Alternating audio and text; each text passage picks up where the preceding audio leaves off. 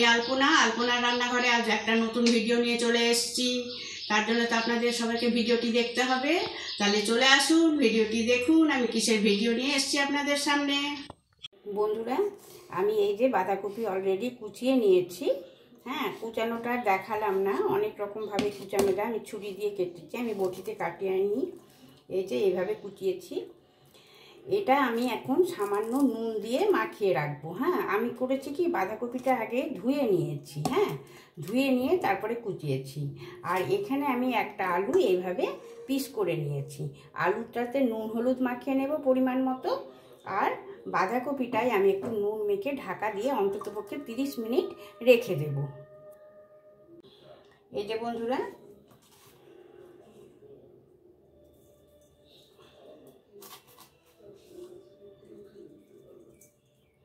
এই চামচটাই আমি এখন 2 চামচ দিলাম। হ্যাঁ, দিয়ে খুব ভালো করে এটাকে মাখিয়ে নেব তল উপর করে, পুরোটাই যেন নুনটা বেশ ভালো করে মাখানো হয়। এইভাবে একবার করে দেখবে বন্ধুরা, এটা কিন্তু খুব সহজে হয়, খুব ভালো হয়, আর খেতেও কিন্তু দারুণ লাগে।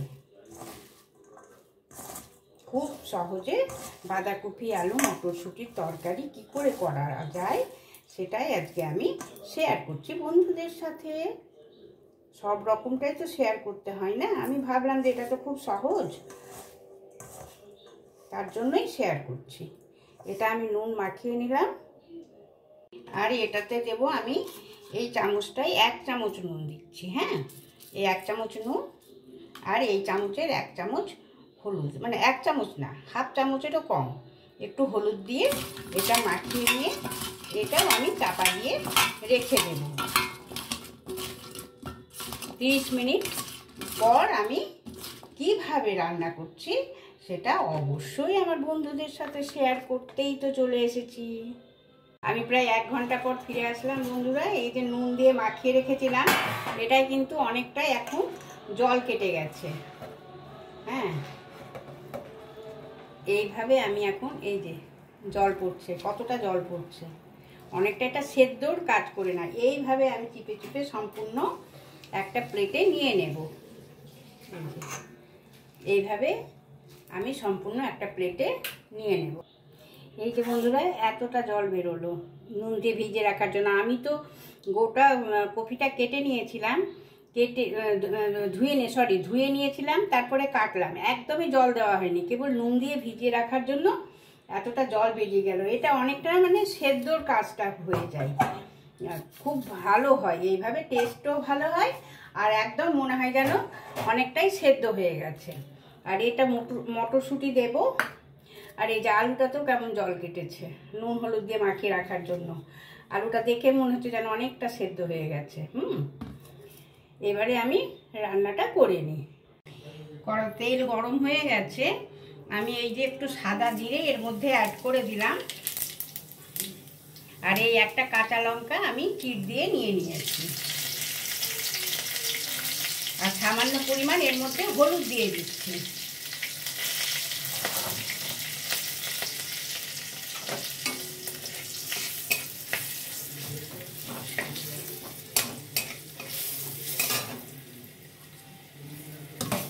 এবারে করবো যেটা, এই যে আলুটা যে ভিজিয়ে রেখেছি কেটে, এই আলুটাই এর মধ্যে আমি অ্যাড করে দিলাম।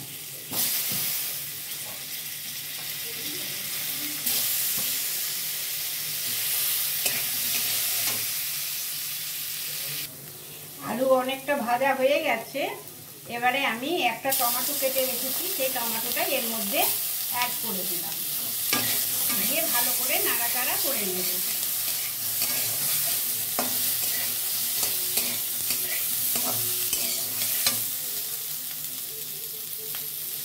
এর মধ্যে এবারে মটরশুঁটিটা অ্যাড করে দিলাম।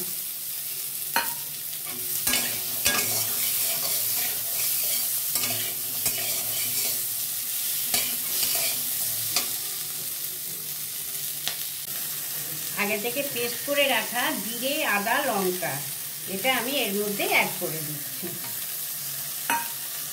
খুব সামান্য উপকরণে টেস্টি টেস্টি বাঁধাকপি, খুব ভালো লাগে এইভাবে। রুটি ভাত সবের সাথেই ভালো লাগে। জাস্ট আমি সামান্য নাড়াচাড়া করে নিচ্ছি।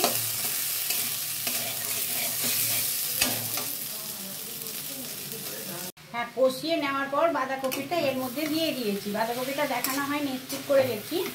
বাঁধাকপিটা দিয়ে এখন সমানে কষিয়ে যাব। একটু চাপা দিয়ে দিয়ে আমি এটা কষাবো।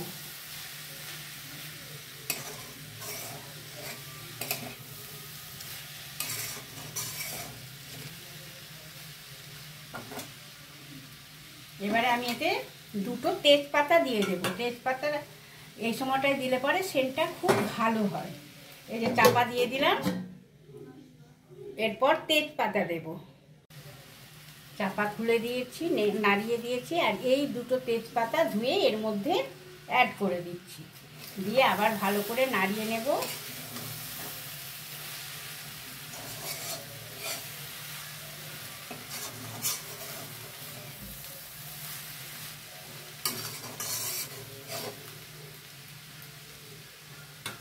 আর আমি গ্যাসটা একদম সিম করে রেখেছি। আবার আমি চাপা দিয়ে দেব। চাপা দিয়ে দিলাম। সামান্য একটু লাল লঙ্কা গুঁড়ো দিয়ে দিলাম, খুব অল্প।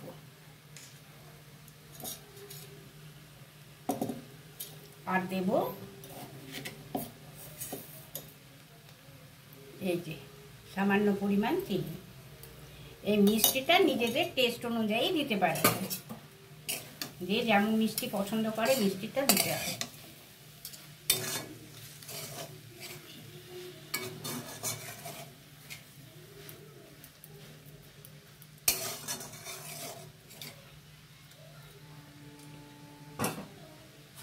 দিয়ে আবার আমি চাপা দিয়ে দিলাম। সিম করে করে বেশ নাড়াচাড়া করে সবজিটা একদম হয়ে এসছে প্রায়। আমি প্রায় 15 মিনিট সিম করে চাপা দিয়ে দিয়ে নাড়াচাড়া করলাম। এবারে দেব আমি আলপনার রান্নাঘরের আলপনার হাতের ঘি।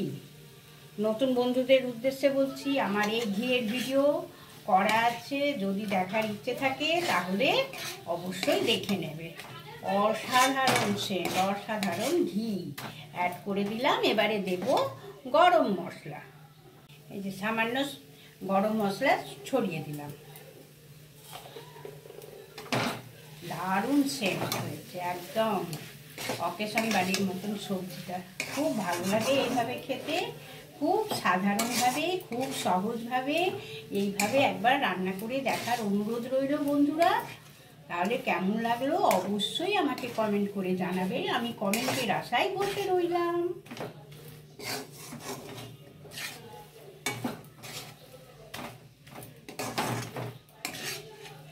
এবার আমি গ্যাসটা অফ করে দেব। এই যে বন্ধুরা, আমি সবজিটা সার্ভ করে নিয়েছি। বাঁধাকপি আলু তরকারি, খুব সহজে খুব সুন্দর সুস্বাদু সবজি আমার হয়ে গেল।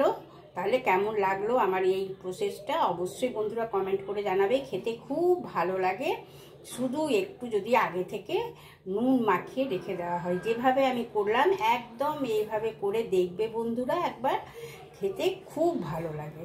তাহলে বন্ধুরা কমেন্টের আশায় রইলাম। আজকের মতো বাই, টাটা।